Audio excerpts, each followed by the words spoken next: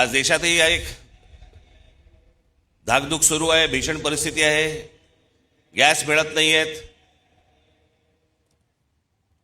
नेहमी नॉर्मलला असणारी लोक सध्या गॅसवर आहेत.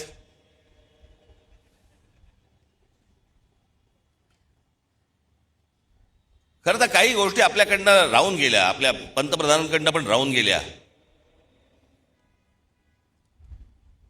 जो इराण इतकी वर्ष आपल्याला साथ देत होता, त्या इराणवरती ज्या प्रकारचे हल्ले होत आहेत आज,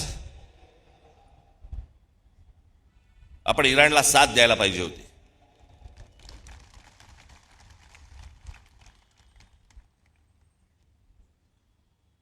या देशामध्ये येणारं सगळं बरचसं तेल हे इराणमध्ये येतं, ते आपल्याला रुपयामध्ये देतात,